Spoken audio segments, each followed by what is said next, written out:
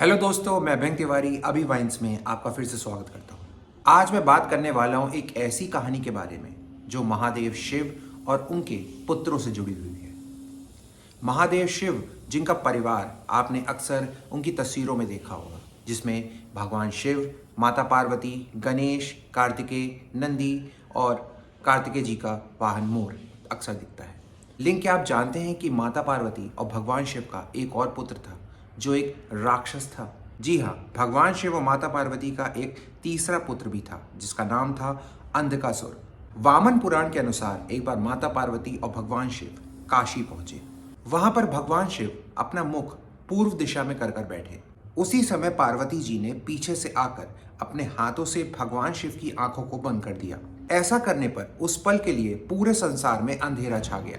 दुनिया को बचाने के लिए शिव ने अपनी तीसरी आंख खोल दी, जिससे संसार में पुनः रोशनी हो गई। लेकिन उसकी गर्मी से पार्वती जी को पसीना आ गया। उस पसीने की बूंदों से एक बालक प्रकट हुआ। उस बालक का मुंह बहुत बड़ा था और भयानक था।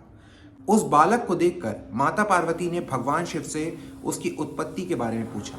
भगवान शिव ने पसीने से उत्पन्न होने के कारण उसे अपना पुत्र बताया। अंधकार में उत्पन्न होने की वजह से उसका नाम पड़ा अंधकासुर। कुछ समय बाद दैत्य हिरण्याक्ष के पुत्र प्राप्ति का वर मांगने पर भगवान शिव ने अंधक को उसे पुत्र के रूप में प्रदान कर दिया। अंधकासुर ने इस बीच ब्रह्मा जी की कठोर तपस्या की।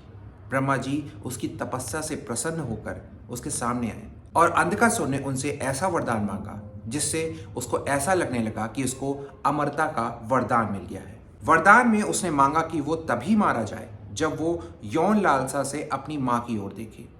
अंधक ने सोचा कि ऐसा कभी होगा ही नहीं, क्योंकि उसकी कोई मां ही नहीं है। वरदान मिलने के बाद अंधक देवताओं को परास्त करके तीनों लोगों का राजा बन गया। राजा बनने के बाद अंधकासुर को अपने पर बहुत अहम हो गया। उसने निर्णय लिया कि अब वो विवाह करेगा, लेकिन उसने तय किया कि वो तीनों लोगों की सबसे सुंदर स्त्री से ही विवाह करेगा। उसको पता चला कि तीनों लोगों में सबसे सुंदर और सबसे सुशील माता पार्वती हैं। अंधकासुर ने ठान लिया कि विवाह करेगा तो माता पार्वती से ही करेगा।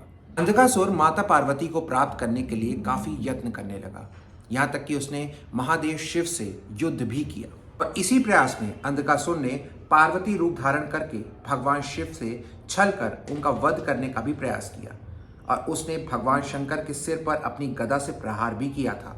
ना चाहकर भी भगवान शंकर को अपने ही अंश अंधकासुर से पार्वती को छुड़ाने और धर्म की रक्षा करने के लिए युद्ध करना पड़ा। भगवान शिव ने युद्ध कर अंधकासुर को परास्त कर उसे अपने त्रिशूल पर लटका दिया। वामन पुराण के अनुसार अंधकासुर ने शिव जी से माफी मांगी, लेकिन शिव जी ने उसे तभी माफ करने को कहा जब वो पार्वती जी को माता मान ले, जो उसने किया भी।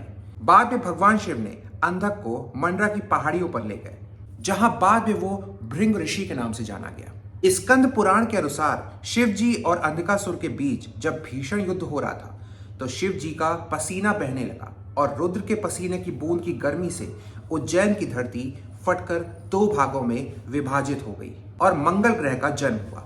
शिव जी ने दैत्य का संहार किया और उसकी रक्त की बूंदों को नवोत्पन्न मंगल ग्रह ने अपने अंदर समा लिया। कहते हैं इसीलिए मंगल ग्रह की धरती आज लाल है और उसे रेड प्लैनेट भी बोला जाता है। महादेव और माता पार्वती के तीसरे पुत्र अंधकासुर की कहानी पुराणों में दर्ज किंवदंतियों के आधार पर बताई जाती आ रही है, जिसका आधार हमारी आस्था और विश्वास है। हम यही दुआ करेंगे कि हमारे द्वारा बताई जा रही शास्त्रों में दर्ज कथाएं आप समझें, जानें और ईश्वर के सृष्टि पर साक्ष्यों पर यकीन कर उन पर आस्था बनाकर इन कहानियों को और पौराणिक कथाओं को मान से समझें और परखें।